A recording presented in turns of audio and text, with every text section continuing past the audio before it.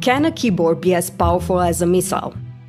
Besides a conventional war involving troops on the battlefield, Russia has also launched a very different kind of war against Ukraine. It's an enigmatic conflict playing out in the realm of zeros and ones. So far, the Kremlin cyber attacks have included the hacking of electricity grids, assaults on critical infrastructure, and disinformation campaigns. Of course, propaganda has been an age-old part of warmongering, but is there anything new in this cyber conflict? What is the role of states and private actors in securing the digital realm? And what does the changing cyber threat landscape mean for transatlantic cooperation on cyber norms and diplomacy? Hello and welcome to a new episode of Europe Inside Out, Carnegie Europe's monthly podcast about the continent's greatest foreign policy challenges. My name is Raluca Csernatoni and I'm a fellow at Carnegie Europe working on the nexus between European security and new technologies like artificial intelligence. This episode of Europe Inside Out is about Russia's cyber war against Ukraine and what it means for the future of cyber norms and cybersecurity. I'm joined by Tim Maurer, a senior fellow in the Technology and International Affairs program at the Carnegie Endowment for International Peace. Tim is an old Carnegie colleague who had left to serve the Biden-Harris administration in various positions. He was the cybersecurity advisor to the Secretary of Homeland Security and then a member of the White House National Security Council. He recently rejoined Carnegie, and I should add as a disclaimer here that his views expressed in this podcast do not represent the views of the Biden-Harris administration or of any of the government bodies he served. Tim, welcome. It is a pleasure to have you here.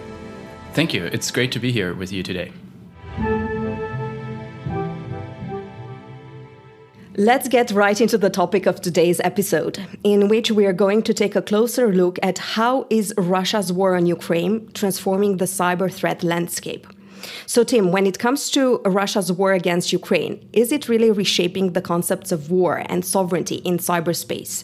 I ask this question because even before the invasion of Ukraine, the cybersecurity landscape was already highly complex and contested. And I will give some examples here: the proliferation of malicious cyber-enabled activities and also the increasing use of emerging and disruptive technologies like AI. In Ukraine as well, observed attacks are concerning due to the scale, the speed, the sophistication, and the actors involved, as well as the use of cyber against critical infrastructure, for instance. So, in other words, are we really witnessing a paradigm shift?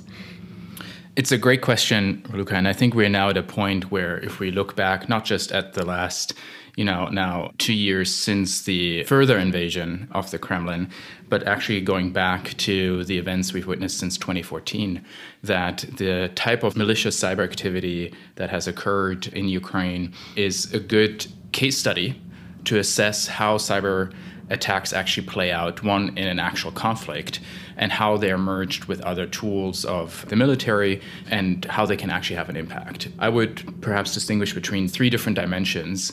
One is activity that we know has been tied to some of the state-to-state interactions in the actual conflict. You mentioned the power outage in Western Ukraine. We've seen other types of malicious cyber activity targeting financial institutions in Ukraine. There was the Biosat incident. And I think those instances have shown that the actual lasting impact of the malicious cyber activity was not of strategic effect, especially if we're talking about actual physical boots on the ground and bombs and all of that. So it puts cyber a bit more into perspective of how it's being perceived in the overall context. The second point I would make is that it is important to bear in mind, if we look at the region, that it's not only governments and states that are actively using some of these tools, but that we also have criminal activity and proxy activity. And the reason I flag this is that one concern we had when I was in the administration was the rise of ransomware attacks, which for the most part are profit-driven criminal activity. Which leads me to my third point and a key lesson learned from looking in particular at the past few years, which is even though the malicious kind of cyber activity that we've seen hasn't had a strategic impact on the conflict, at least in my view, it really did crystallize the potential for accidental escalation that could have a much bigger impact. So to make it concrete, we had the Colonial Pipeline ransomware attack in the first year of the administration, so in 2021, which paralyzed a lot of the fuel supply along the eastern seaboard. And after that, President Biden, in a conversation with President Putin, made clear that the US was expecting the Kremlin to take action. And one of the concerns I had with respect to the conflict in Ukraine was what would happen if we had another ransomware attack like that in the United States as Russian troops were crossing the border and marching into Ukraine. Because obviously the US is not party to the war. It's obviously very supportive of Ukraine. But that kind of potential incident that then may have accidental escalatory risks is something that I think is worth bearing in mind as we talk about cybersecurity in the context of. So scenario building in a way and strategic foresight, and also kind of leveraging lessons learned from previous cyber attacks. And how would you see, again, in terms of kind of the paradigm shift, the blurring of lines? Because you say that you observed an increase of criminal activity, also this criminal activity gaining geopolitical angles as well, and escalation. But for instance, critical voices also were observing the fact that the impact of cyber warfare in Ukraine wasn't as dire as expected. So how do you address this issue, for instance? I think there are a couple of reasons that explain what we've witnessed. Part of it is that the Ukrainians have done a really good job at getting better of trying to defend some of the cyber operations that were targeting Ukraine. And, that's where the fact that we're not just talking about the last 2 years, but essentially going back to 2014, when Ukraine really had to start thinking harder about how it can defend itself, comes into play. So we saw this with the power outage in Western Ukraine and the resilience of being able to get the power reestablished, partly because there were manual backups. But then also just the ability for the Ukrainians to come together, both the government, but also some of the private sector actors, to figure out how they can better defend themselves against some of this malicious activity is, I think, one of the reasons. Another one is that if we look at the Russian state and the Russian military, as we witnessed shortly a couple of days into the invasion, where some of the initial expectations or predictions about the length of the war didn't come to fruition, I think it also illustrated how hard it is to integrate cyber tools and mechanisms with other parts of warfare, which we may, I think, to a certain extent have witnessed as part of the conflict as well. Very interesting point, and maybe just to build a bit on the sovereignty side of the question, because we see as well with the conflict how non-traditional actors, and you mentioned here the private sector, but I would add here the involvement of civil society and voluntary engagement in the conflict. And I would give the example, for instance, of the Ukrainian government initiative of this volunteer cyber IT army. For me, this is very interesting because in this case, it could be argued that the IT army has become a pro-Ukrainian threat actor. It might be a controversial way of putting things, but I would say that this call to set up a voluntary IT army is unique for a state. In that sense, it introduces this idea of a paradigm shift, because in a situation of armed conflict and also in the sense of attracting Ukrainian talent, volunteers can continue to fight on the digital front. How would you assess or analyze or explore this new development? I think it's a fascinating case study for how we've seen actually Ukraine step up over the past few years. I remember traveling to Kiev, it was in 2015 or 2016, as part of my research for my book on cyber mercenaries and proxy relationships at the time. And I met with representatives from the Ukrainian government at the time. I also met with some hackers. And what was clear at the time after 2014 was that the Ukrainian society volunteered across the board, not just for cybersecurity purposes, but the Ukrainian people wanted to help out after what they saw happen in Crimea. And the government didn't have the mechanisms to absorb that volunteer capacity. So it was an organizational challenge for the Ukrainian state.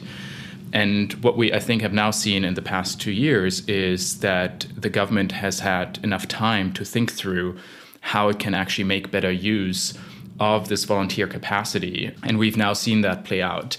I do remember also in 2015, 2016, I had a conversation with the self-declared head of what I think was called the Ukrainian Cyber Army. And it sounded a lot more grandiose than it ended up being, because he was essentially a one-man show with some people then trying to carry out DDoS attacks or just guess the passwords of CCTV cameras. Now, just one more note on that.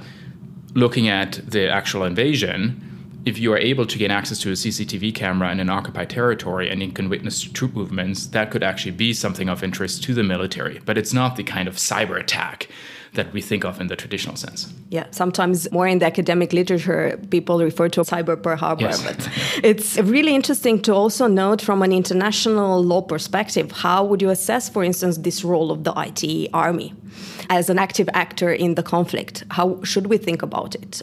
It's an interesting area where the government itself has limited resources and sometimes limited expertise, and being able to leverage the insights and also the capabilities of the private sector can be really helpful to augment the defense of a state and the government. Because as you know, cybersecurity is such an amorphous kind of concept. It really depends, are you talking about IT systems? Are you talking about operational technology of like the energy grid or the financial sector? So it helps augment the ability to defend yourself. At the same time, it raises some questions. Are those volunteers providing assistance that gets them close to being an agent of the state? And that has implications for international law and the kind of protections they may or may not enjoy. Or are they sufficiently independent that they're not part of the state itself? So that has implications for whether they constitute a legitimate military target or not.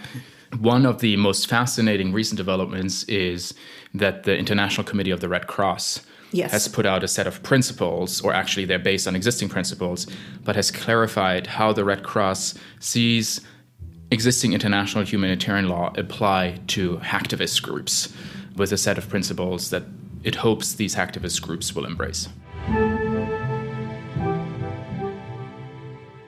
Very interesting, because in a way it brings us to the next point of our discussion, and zooming out a bit from the Russia-Ukraine conflict and reflect a bit on the role of states, but also international organizations that you mentioned, and as well as the private sector, and especially when it comes to advancing international law and cyber norms cooperation. And just to give a bit more of a historical background here, how would you assess the history of cyber diplomacy, for instance, or cyber norms cooperation, and what role is the multi-stakeholder community playing in advancing this cooperation? Yeah, so the good news is that the international community has now spent 10 plus years in developing a framework for how we should think about the rules of the road for cyberspace. So the international community has made clear that it believes that existing international law applies to the internet just as it applies offline. That includes international humanitarian law and all of the principles about the targeting and principles of proportionality, etc. There's also the complementary set of voluntary norms for cyberspace that also makes clear that, for example, there should not be offensive cyber operations disrupting civilian infrastructure, including in peacetime. Now, the bad news is we've seen, going back to 2014, that we have a member of the Security Council with Russia that has blatantly ignored not just the rules of the road for cyberspace, but even long-established rules for the integrity of countries' territory that have been the reason why the world has been as peaceful as it has been since World War II. Having worked on cyber norms for many, many years, it's a rather sobering realization that Russia, who has been very actively involved in those discussions, seems to actually care very little about the rules. Now, the important takeaway from that, however, is that even though Russia seems to have no interest in actually following the rules that itself has been advocating for, doesn't mean that the rules themselves no longer have value. If the rest of the world still adheres to it, the world will be a much more peaceful place. And to quote Michelle Obama, but in a slightly different context, I happen to believe that if they go low, we should go high. And if they decide to show the world that they care very little about violating another country's territory, kidnapping kids and taking them far away from their family, then it's even more upon us to demonstrate what we should stand for and what the rest of the world should stand for. Moving a bit from the role of states, what we observe as well in the Russian-Ukraine conflict is the rise of the private sector as a supporting organization. And here is also the question of, again, attacks against critical infrastructure, and as well who is responsible in protecting critical infrastructure from information technology and communication networks. You mentioned electricity and power outages and so on. But for me, it's very interesting to observe as well in terms of thinking also about cyber norms and the promotion of an open, safe and secure cyberspace. How would the private sector approach this topic as well? Because on the one side, we're talking about, of course, capacity building, involving private companies, the big tech as well, in becoming these supporting organizations. But on the other hand, they play different rules, let's say, in international relations. So how would you assess this? Apart from the importance of the transatlantic cooperation when we talk about cybersecurity, because many of the threat actors we face in the US are also targeting institutions in Europe, the cooperation with the private sector is equally important in my view, because so much of the infrastructure is operated and owned by private companies, many of which are actually located in the United States. So if we talk about the big tech companies, Microsoft or Google, that provide the software running our computers or phones or email accounts. So that, on the one hand, further then reinforces the importance of transatlantic cooperation, in particular for European governments to be able to coordinate with US-based companies and with the US government of how we think about cybersecurity and cyber defense. Which leads me to the other point, which is something we witnessed very quickly after Russia's further invasion of Ukraine, which, by the way, President Biden warned the world of starting December 3rd, I believe, very publicly. And unfortunately, not a lot of people believed us at the time. But once it actually started happening, a lot of private companies took action. And most of that action was voluntary, and the companies just felt that was the right thing to do. So we have the situation where there is this very unique, rare alignment of the government's kind of approach to this, companies' approach to this, that we may not see again in the future in other conflicts where the importance of getting support from the private sector may be as much, but where the interests between the private companies and governments may be more divergent than as we've witnessed in the context of Ukraine. That's an excellent point. And maybe just as a parenthesis, it also showcases how the Ukrainian government as well nurtured public-private relationships even before the conflict, as well as in terms of protecting data, but as well as training and other capacity building for that matter. But you also raise a very interesting point that is close to my heart. It's mainly the alignment of interests between the public and the private sector. And of course, when it comes to the private sector, there is always profit-making logic behind decision-making, while of course, when it comes to war, but also state interests, national security plays a very important role. And I'll just want to raise one example. Of course, in 2022, I would say that when Ukraine requested the American aerospace company SpaceX to activate Starlink satellite internet services in the country, of course, the service was provided free, unrestricted, but now we see a different development in this process. So it's, as you say, about predicting or forecasting a bit in terms of future conflicts. Would you see this type of alignment happening, or divergence, or a transformation of public-private engagement will play out in cyberspace? What we've seen in Russia-Ukraine is a great case study for the role that private companies can play in an active conflict. Starlink is a good example, as you just mentioned, but it also illustrates the tensions and the really enormous decisions that a company can face when it is thrown into the midst of geopolitical tensions. One of which is that very few companies have ever been in a position like this before.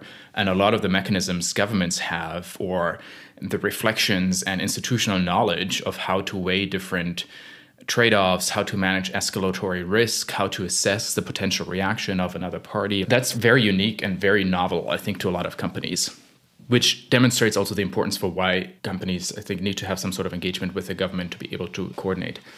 Now, there have been some voices who have said, Starlink, private-run company, this should be government-owned, and we need to have a system that is run by the government so that a company wouldn't be in this place, or that the governments wouldn't be as dependent on a private company. But if we look at the macro level, there is a reason why today the states have moved further away from running their own large-scale infrastructure, like a space program, or relying much more on private companies for their space program, because they're incredibly expensive. They're incredibly risky as well. And some of the companies in the competition have facilitated further innovation in this space. It's not an easy decision or answer to then simply say, oh, now we need to go back to government-funded projects like this because of the pure scale and scope. And frankly, because there is the broader geopolitical race with China as well, where there's an incentive to make sure we can innovate as quickly as possible. And I'm not sure that, apart from the very narrow focus on strategic technologies that the Biden administration is currently focusing on, whether beyond this of running very large programs on broader like technology can be done effectively by the state. I think the state can help nurture and facilitate it for the private sector and provide some guardrails and direction. But if we really want to turbocharge innovation, partly in this global competition, then I think we will need to continue to rely on the private sector. But how to mitigate some of the risk, or what we've now seen in the Russia-Ukraine conflict, I think is really important, and we haven't quite found all the perfect answers yet. Again, maybe to zoom out even more, or let's say to think about the future a bit, the point of discussion here is also to think about how to best mitigate any type of cyber conflict in the so-called digital trenches. And for instance, what role would transatlantic cooperation or international cooperation play in this regard? How would cyber diplomacy efforts or norms be better fine-tuned? Or a more controversial question here, have existing cyber diplomacy efforts and norms failed, given that we observe so many conflicting and warring engagements in cyberspace? The example of the Russia-Ukraine conflict is a good illustration of how intelligence can actually be really, really useful. So as we've witnessed leading up to the Kremlin's decision to invade Ukraine, the US government had used intelligence to try to warn Ukraine and the world for several weeks prior to the invasion taking place. With respect to transatlantic cooperation, bearing in mind what we witnessed in the case of the Iraq War and understanding that there may have been some residual skepticism from some of the European governments, but what the US government did was a very deliberate attempt to use intelligence in a way to avoid what then happened in February. With respect to transatlantic cooperation, making sure that there is mutual trust so that when these kind of warnings occur, governments are able to take action, I think is the first really important point. The second that I would make is the reason this matters so much is that in the US, we launched what was called the Shields Up campaign, which was actively calling on the private sector to step up its cyber defenses at the end of 2021, leading up to what we then expected was going to be the invasion. And that was to mitigate the risk and increase our resilience against this potential accidental escalation that I mentioned earlier. We didn't see that happen in Europe, partly because people simply didn't really believe what the president and the US government had been trying to warn the world of. So that's another area of transatlantic cooperation when it comes to increasing resilience, because a lot of the systems are very similar of what kind of software we're using on both sides of the Atlantic.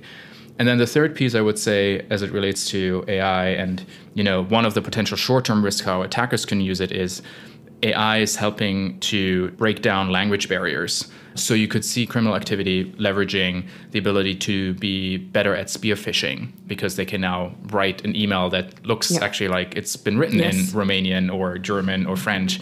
And that is something where there's also an opportunity for transatlantic cooperation to make sure we compare notes on the latest trends.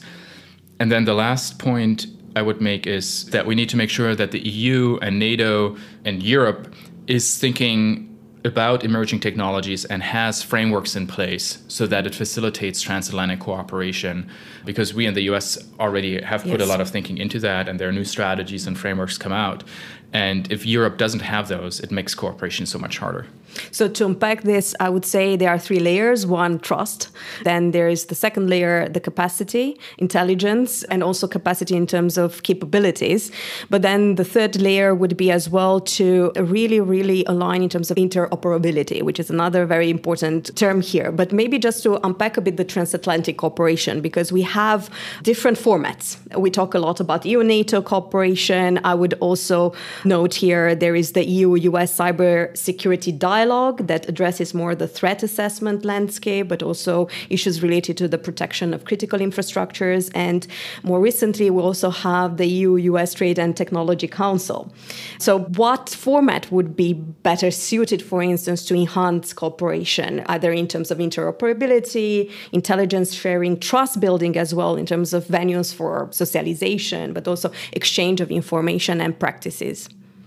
They are mutually reinforcing, in my view, partly because if we talk about technology policy, if we talk about artificial intelligence, they are so cross-cutting and impact so many different areas of our daily lives, society, the transatlantic relationship, that they will have to be incorporated in these different mechanisms, right? So there is a piece of this which is about how we engage in security policy. That is more with respect to NATO.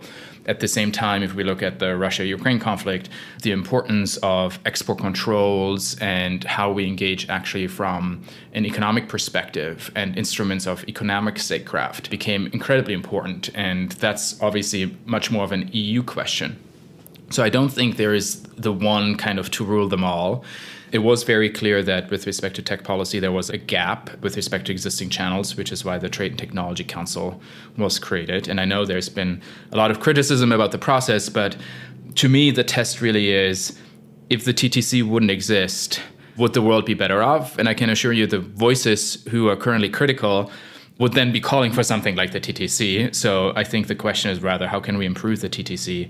But overall, it's been, I think, a really important innovation. Maybe one question on the TTC itself. Would you say that cyber or cybersecurity features as a priority on the agenda of discussions of the TTC, or is more of a cross-cutting horizontal issue? So cybersecurity now has a fairly established, mature international architecture, right? We have on the diplomacy side, ambassadors for cybersecurity. We have the national cybersecurity centers in more and more countries that are an elevated version of the national computer security emergency response teams that were stood up many years ago. So there is a standalone community. There are well-established mechanisms at this point. So my sense is reflecting on some of the other tech policy areas that are increasingly important, be it AI, be it biotechnologies, quantum computing. Those are, I think, the areas where we don't quite yet have mature frameworks, strategies, communities of experts that are on both sides of the Atlantic. So that, in my view, is probably an area that's more worth focusing on. And as you know from the TTC working groups, they have been much, much broader than just the cyber issue, partly because there was a sense that for cybersecurity policy, we already have well-established mechanisms and channels. And one last question to wrap things up. And this is kind of a bigger picture question. In your view, are international cybersecurity norm setting processes at a critical juncture? They are. Just as I think the international system writ large is at a critical juncture, because Russia's decision to violate the territorial integrity of Ukraine tears at the foundation of the international order and the peaceful international order and the stability that we've witnessed since World War II. So that means that for the rest of the world, we have to think through how we navigate this more turbulent world of uncertainty. And with respect to cybersecurity norms, it also raises the question then, how do you engage with an actor that clearly ignores international law and norms at a much more fundamental level? Now, with that said, I do think there are opportunities, but also value in further advancing this project, because if we look at some of the recent developments where we've seen water facilities get targeted, hospitals in the midst of a pandemic, I do think it's really important to preserve some of the core ideas that have informed international law, like do not target civilian infrastructure. And a lot of the critical infrastructure, which is this amorphous term that in many countries is so widely defined that everything is critical, in which case nothing is critical, right? I do wonder if there may not be opportunities to get the international community to just get back on some of the core ideas that something like targeting a hospital in the midst of a pandemic, targeting a water facility, like infrastructure that's purely civilian in really like 99% of the cases, and trying to reinforce those lines, because the more those lines get crossed, the more the core ideas and achievements of humankind over the last now 100 plus, 150 plus years are going to get eroded. To ensure that we try to go as high as possible as others may choose to go low, I think will be critically important. In other words, responsible state behavior, both in international relations, but also in cyberspace. And looking towards the future, translating some of these insights into other fields like AI and critical infrastructure for that matter. Thank you so much, Tim. It was a pleasure. And thank you for joining this month's episode of Europe Inside Out. And thank you for sharing your insights. Thank you so much for having me.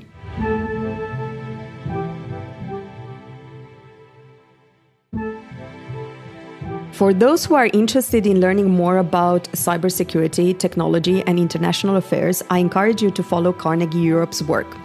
Our X, formerly Twitter, account is at Carnegie_Europe.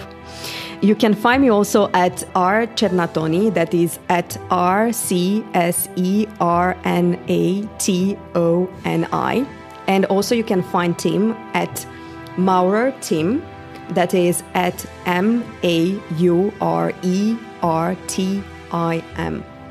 Thank you also for listening to Europe's Inside Out, a podcast by Carnegie Europe. If you like the show, leave us a rating and subscribe wherever you get your podcast. This episode of Europe Inside Out was produced with support from the US mission to the European Union. Our producers are Francesco Sicardi and Indrek Rivaite. Our editor is Alexander Damiano Ricci of Bull Media, and sound engineering and original music by Jeremy Bocquet.